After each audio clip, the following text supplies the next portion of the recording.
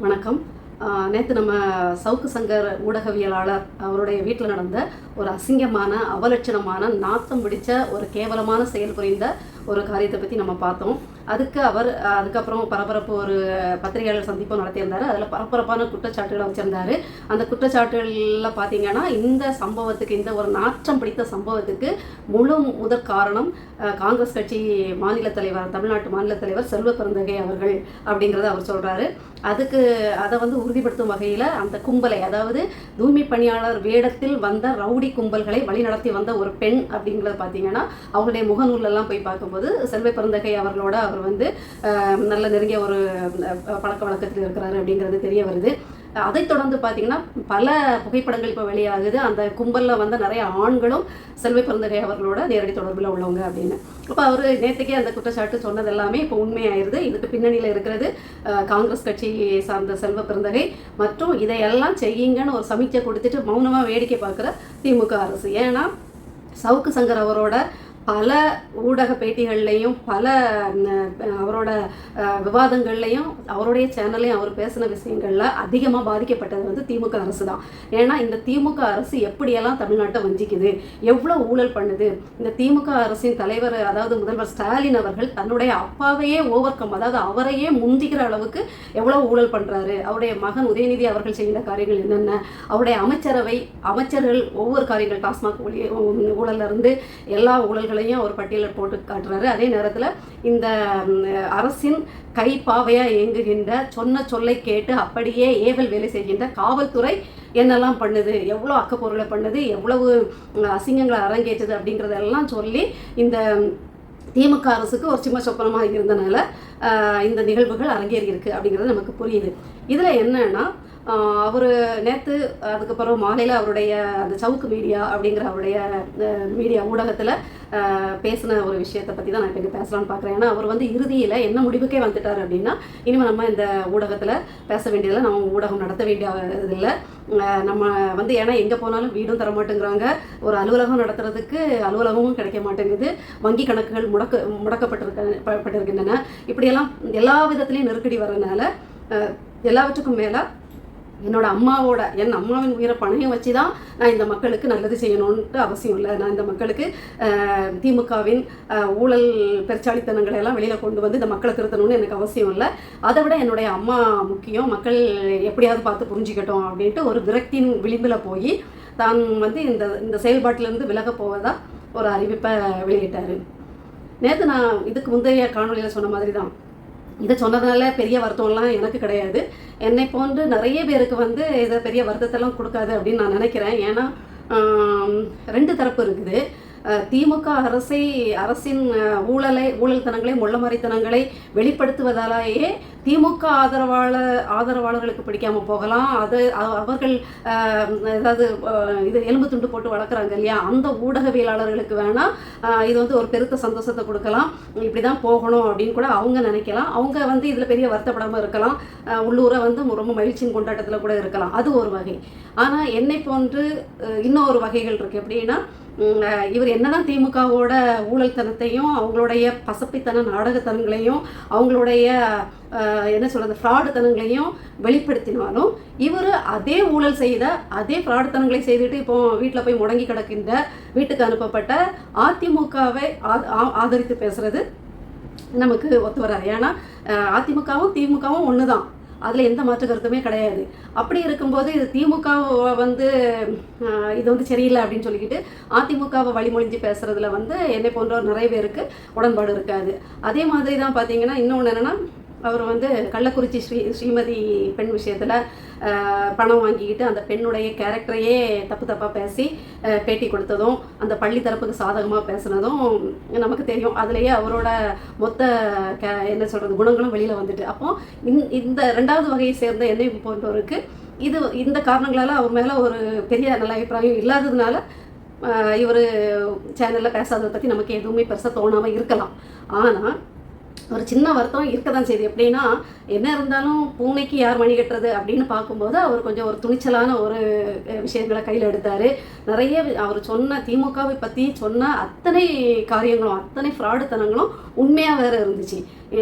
அவர் சொல்ல அங்கே அமலாக்கத்துறைகள் வந்து ரைடு நடத்திக்கிட்டு அவங்க வெளியிட்ட தகவல்களாகட்டும், இவங்க யார் யார் அமலாக்கத்துறையின் கிடுக்கிப்பிடியில் இருந்தாங்களோ அவங்கெல்லாம் ஓடி போய் பிரதமர் மோடியை பார்த்ததாகட்டும், பார்த்துக்கிட்டு அமலாக்கத்துறையை அமுக்கியதாகட்டும், இப்படி எல்லாத்தையும் அவர் வந்து புட்டு வைக்கும்போது ஒரு திமுகவுக்கு எதிராக துணிச்சலாக பேசுகிற ஒரு ஆள் வந்து முடங்குறது கொஞ்சம் ஒரு சின்ன வருத்தத்தை தருது. இப்போ வந்து என்னென்னா ஊடகங்களில் நீங்கள் பதிவுகளை பார்த்தீங்கன்னா அந்த திமுகவை தூக்கி வச்சுட்டு என்னவோ திமுக அட்டூழியம் பண்ணால், ஊழல் செஞ்சால், திருட்டுத்தனம் பண்ணால், மக்கள் பணங்களை கொள்ளை அடித்தா அது புனித செயல் மாதிரியும், அதே அதிமுக பாஜக செஞ்சால் அது வந்து ஊழல் மாதிரியும், தப்பு மாதிரியும், திருடர்கள் மாதிரியும் சித்தரிக்கின்ற இந்த திமுகவிடம் வாங்கி பிழைத்து கொண்டு தங்களுடைய வயிற்று பிழைப்பை ஓட்டி கொண்டு இருக்கிற ஒரு நியாயமற்ற நேர்மையற்ற ஊடகவியலாளர்கள், அந்த எக்ஸ் தளங்களில் பதிவு போடுற மெத்த படித்த மருத்துவம்லாம் படித்த மேதாவிகள், ப்ரூடாவா விட்டு தள்ளும் ப்ரூடாஸ்கள், இப்படியெல்லாம் இவங்கெல்லாம் இருக்காங்க இல்லையா. இவங்ககிட்டெல்லாம் நான் ஒரு கேள்வி தான் வைக்கிறேன். நீங்கள் எல்லோரும் உங்களுடைய பதிவுகளில் என்ன போட்டிருக்கீங்கன்னா, கள்ளக்குறிச்சி ஸ்ரீமதி வழக்கில் வந்து இந்த ஆள் வந்து இவ்வளவு அந்த பெண்ணை வந்து கேரக்டர் அசாசினேட் பண்ணனால அதோடைய பின்விளைவு இன்றைக்கி அனுபவிக்கிறான் அப்படிங்கிற மாதிரிலாம் போட்டிருக்கீங்களே. நான் இப்போ உங்ககிட்ட அதே கேள்விகளை, உண்மைதான் அவர் அன்னைக்கு சொன்னதில் தான் சவுக்குங்கிற ஒரு பெரிய பிம்பம் உடைப்பட்டதே கிட்டத்தட்ட இந்த அவர் வந்து இதை பற்றி அந்த பெண்ணை பற்றி தரக்குறைவாக அந்த சிறுமியை பற்றி பேசுனது தான் முக்கிய காரணம். அதனாலேயே சவுக்கு சங்கர் வந்து நேர்மையற்றவர் அப்படின்னு ஆனது அப்படிங்கிறது தான் உண்மை. அதே தான் நான் இப்போ உங்ககிட்ட கேட்குறேன். இதெல்லாம் ஸ்ரீமதி வழக்கில் வந்து இவர் இப்படி சொல்லிட்டாரு, அதோட தண்டனை, அதுக்கு கர்மா வினை அப்படின்லாம் பேசுகிறீங்களே.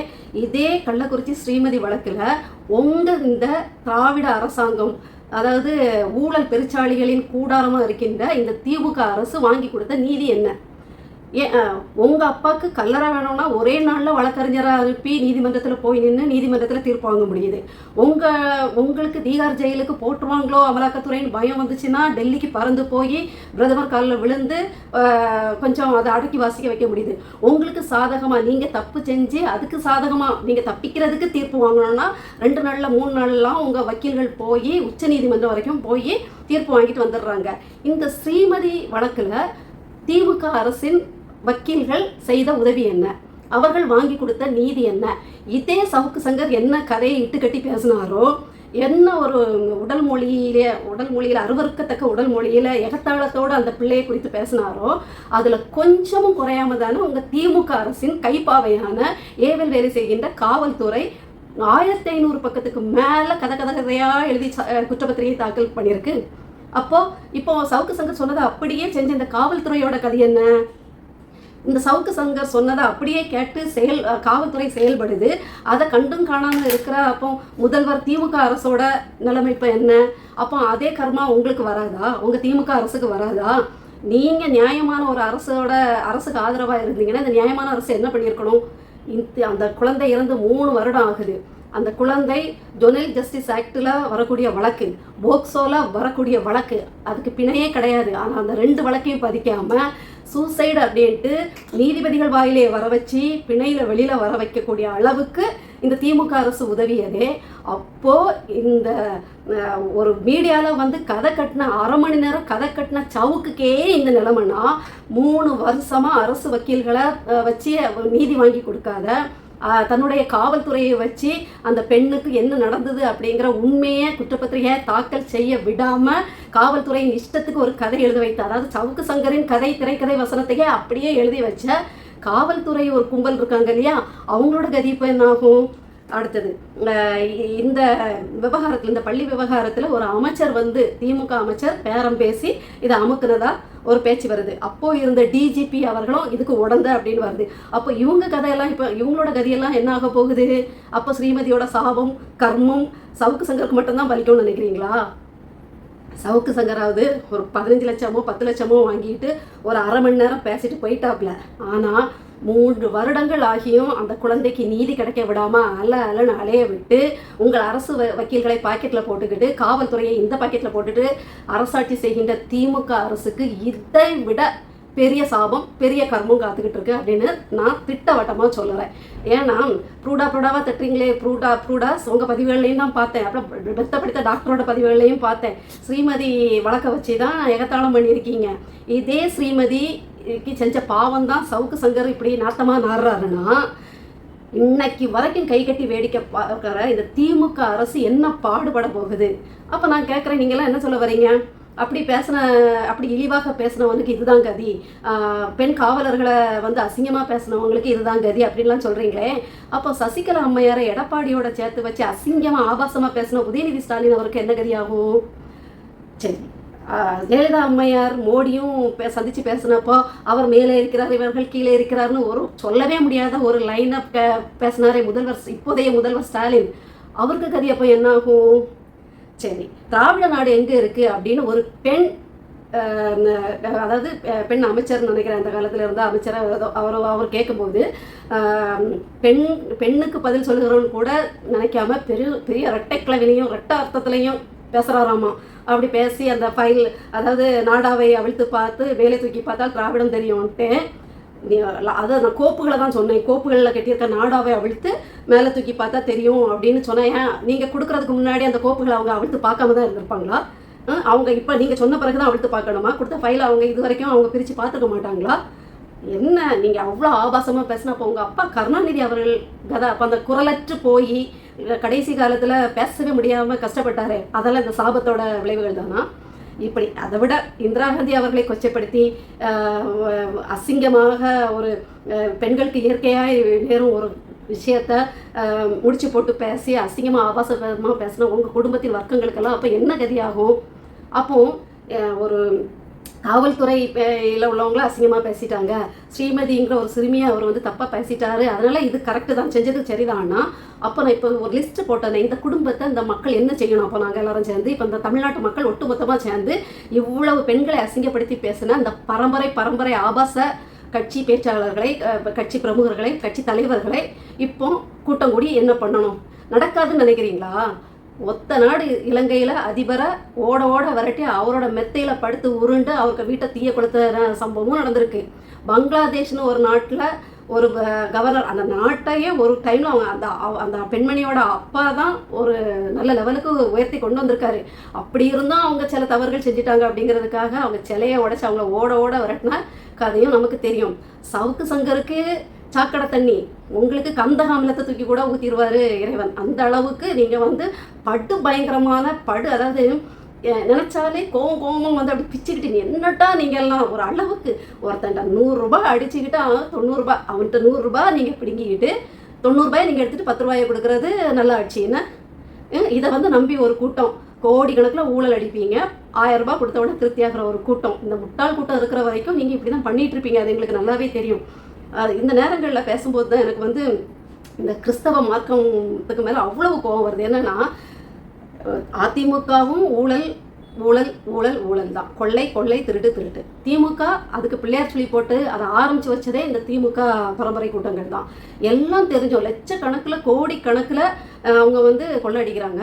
ஆனால் நீங்கள் வந்து இதுக்கெல்லாம் போடாதீங்க, ஒரு மாற்று கட்சிக்கு போடுங்க, இது வரைக்கும் ஆண்ட கட்சிகள் வந்து நல்லது பண்ணாது, இவங்க எல்லாமே திருடர்கள் தான், புதுசாக ஒரு மாற்று கட்சிக்கு போடுங்க, நியாயமாக மக்களுக்காக பேசுகிற ஒரு கட்சிக்கு போடுங்க அப்படின்னு சொன்னால், ஐயோ அது நாம் தமிழர் கட்சி, அது வந்து பாஜகவோட பி டீம்.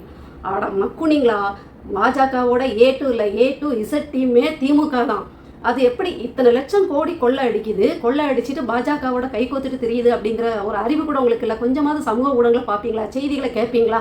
ஏன் அமலாக்கத்துறை வருது?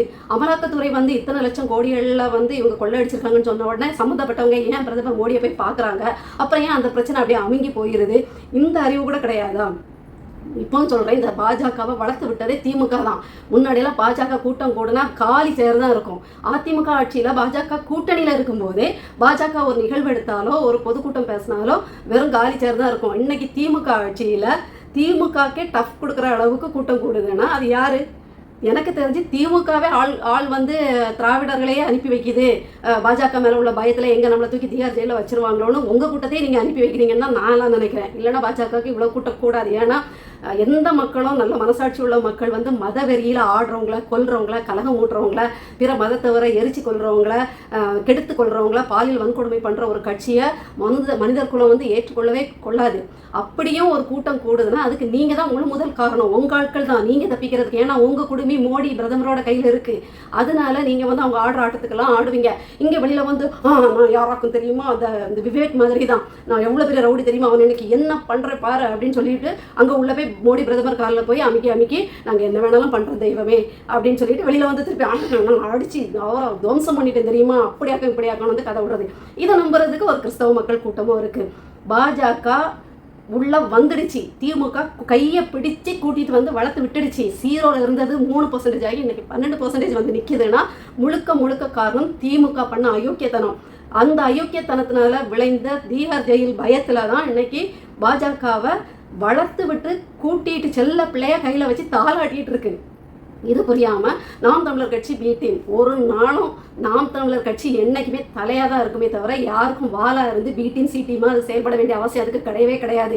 அதுலேயும் ஒருங்கிணைப்பாளர் சீமான் அண்ணனுக்கு வந்து அவ்வளோ என்ன சொல்கிறது, நாட்டு மக்கள் மேலே உள்ள பாசம், தமிழர் இனத்தின் மேலே உள்ள பற்று, இந்த நாட்டு மக்களுக்கு எப்படியாவது காமராஜருடைய ஆட்சியை கொடுத்துடணும் அப்படிங்கிற ஒரு வெறி எல்லாமே அவருக்கு வந்து இருக்கு. இது வந்து எந்த தலைவர்கள்ட்டையும் நீங்கள் பார்க்க முடியாது. இத்தனை அவதூறுகளை தாண்டி ஒரு கட்சி தலைவர் நிற்கவே முடியாது. இத்தனை இடர்பாடுகள் மத்தியில் ஒரு கட்சி தலைவன் வீர நடை போட்டு எழுப்பிட்டுலாம் ஜஸ்ட் லைக் இப்படி தட்டி விடுறப்பா, யா சொல்லு நீ அவதூறு, நீ வீசுகிற அவதூறு அம்புகளையே உனக்கிட்ட தூக்கி தூர வீசி நீ அனுபவி அப்படின்னு சொல்லிட்டு ஈஸியாக போய் நடந்துட்டு கட்சியை வளர்க்கணும், கட்சியின் மூலமாக தமிழர்கள் மீட்கணும் உங்கள் கைகளில் இருந்து அப்படிங்கிற ஒற்றை நோக்கத்தோடு செயல்படுகின்ற நாம் தமிழர் கட்சியை நீங்கள் வந்து பாஜகவின் பி டீம்னு போலி பரப்புரை பண்ணிட்டு இருக்கீங்க. உங்கள் முகத்திரையெல்லாம் கிழிஞ்சிக்கிட்டே இருக்கும் கொஞ்சம் கொஞ்சமாக. நீங்கள் இன்றைக்கி சவுக்கு சங்கரை முடக்கலாம், சவுக்கு சங்கருக்கு இப்படி ஒரு மிரட்டல் விடுத்து எங்களை போன்று இதே மாதிரி பேசுகின்ற பல ஊடகவியலாளர்களை நீங்கள் மிரட்டி அச்சுறுத்தி அவர்களை முடக்கணும்னு நினைக்கலாம். முடங்குனாலும் ஒருவேளை நீங்கள் நினச்ச மாதிரி சவுக்கு சங்கர் முடங்குற மாதிரி ஒவ்வொருத்தரும் முடங்குனாலும் இன்னொரு பக்கம் பீறிட்டு வெளியில் வருவாங்க இன்னொரு கூட்டம் அப்படிங்கிறத நான் சொல்கிறேன். ஏன்னா நீங்கள் ஓவராக ஒரு பலூனாக ஊதி ஊதி ஊதி ஊதி பெருசாக்க அது வெடிச்சு செதறும் போது ஒன்றும் இல்லாமல் போயிடும். அது மாதிரி தான் நீங்கள் ப்ரெஷர் கொடுக்க அழுத்தம் கொடுத்து அமுக்க குனிய குட்டெல்லாம் குனிஞ்சிட்டு இருக்க மாட்டேன் தமிழன். நீங்கள் ஒருத்தரை வீழ்த்துனீங்கன்னா இன்னொரு கூட்டம் பல மடங்கு வீரியமாக எழும் அப்படிங்கிறது தான் நாம் தமிழர் கட்சி அதுக்கு தான் சாட்சி. நீங்கள் எல்லாம் ஒழிச்சிங்களே, காங்கிரஸோடு சேர்ந்து ஒரு தமிழர் இன கூட்டத்தை லட்ச கோடி மக்களாக ஒழிச்சு முடிஞ்சிடுச்சா? இன்னொரு ரூபத்தில், அதாவது சனாதானம் இல்லை ஐயோ அந்த சனாதானத்தை பற்றி வேற பேச வேண்டியதாக போயிடுச்சு, வாயில் தப்பி வந்துடுச்சு. அதாவது ஜனநாயக முறையில் நாங்கள் வந்து இன்றைக்கி தமிழர்கள் ஒன்றுபட்டு நின்று எங்களுடைய உரிமைக்காக மாற்றான் இனத்தான உங்கள் கையில் அகப்பட்டு கிடக்கின்ற எங்களுடைய இனங்களை மீட்கிறதுக்கு நாங்கள் ஒரு பெரிய என்ன சொல்கிறது அதிகாரத்தை கையில் எடுத்து உங்களை ஓட விரட்டணும் அப்படிங்கிற ஒரே உத்வேகத்தில் சட்டத்துக்கு உட்பட்டு தமிழர் பண்பாடுகளுக்கு உட்பட்டு கலாச்சாரத்துக்கு உட்பட்டு இல்லைன்னா என்ன சொல்கிறது எல்லாமே ஒரு ஒழுங்கத்தோட ஒருத்தரும் வந்து அதாவது என்ன சொல்கிறது ஈழத்தில் வந்து துப்பாக்கி முனையிலனா நாங்கள் எங்களுடைய உத்வேகமான செயல்கள் மூலமாக எங்களுடைய அதாவது உங்களுடைய அக்கப்போர்களை வெளிப்படுத்தி எங்களுடைய பேச்சாற்றல் மூலமாக எங்களுடைய செயலாற்றல் மூலமாக எங்களுடைய ஒவ்வொரு மிதமான நடவடிக்கைகள் மூலமாக உங்களை வீழ்த்தணும்னு நாங்கள் வீறு கொண்டு தான் வந்திருக்கோம். நீங்கள் வந்து இந்த காணொளி இதெல்லாம் மறைச்சு செஞ்ச காலம் போய் இன்றைக்கி காணொளி வெளியிட்டு நீங்கள் வந்து இதை உலகம் பார்த்தாலும் பரவாயில்ல பார்க்கணும்னு வேணும் பரப்பியிருக்கீங்கன்னா அதோடைய உள்நோக்கம் என்னென்னா திமுகவை எதிர்க்கிறவங்க, திமுகவை பேசுகிறவங்க, திமுகவோட ஃப்ராடுத்தனத்தை வெளியில் கொண்டு வரவங்க எல்லாருக்கும் இதுதான் கதி அப்படின்னு பயமுறுத்தலாம் நினைக்கிறீங்க. ஆனால் நிச்சயமாக அது நடக்காது. ஒரு கூட்டம் பயந்தால் அடுத்த கூட்டம் திமிரிக்கிட்டு எழுங்கிறத திருப்பி இதில் நான் சொல்லிடுறேன். அதனால் ஒரு நாளும் நீங்கள் வந்து நினைக்கிற காரியங்கள் நடக்காது. உங்கள் சகாப்தம் முடிய போகிறது, முடிச்சு வைப்போம் அப்படிங்கிறத சவுக்கு சங்கருக்கு நேர்ந்த இந்த விடயத்தை காரணமாக காட்டி நாங்களும் அரைக்கூவல் விடுக்கிறோம். பார்ப்போம், எல்லாரும் மனுஷங்க தானே. உங்களுடைய உடம்பு ஒன்றும் இரும்பில் செஞ்சது இல்லையே. உங்களுடைய திமுக அதிமுகனா அப்படி வந்து சாகாவரம் பெற்றுக்கிட்டோ இல்லைன்னா உங்களுக்கு பலிக்காமல் இருக்கும் அப்படின்லாம் கிடையாதுல்ல. பலிக்கிற மாதிரி உங்களுக்கும் நடக்கும், பலிக்கிற மாதிரி உருண்டு புரள்ற மாதிரி. இன்றைக்கி வந்து ஒவ்வொருத்தரும் எப்படி உங்களுடைய சூழ்ச்சியில் மாட்டி உங்களுடைய அரசியல் காழ்ப்புணர்ச்சியில் நடக்கின்ற ஒவ்வொரு விஷயத்துலையும் ரத்தம் சிந்தி ஒவ்வொருத்தரும் கதறாங்களோ, வினை விதைத்தவன் வினை அறுப்பான். நீங்கள் வெட்டிய குழியில் நீங்களே விழுவீர்கள் அப்படிங்கிறதான் உண்மை. நடக்கும், கதற தான் போகிறீங்க.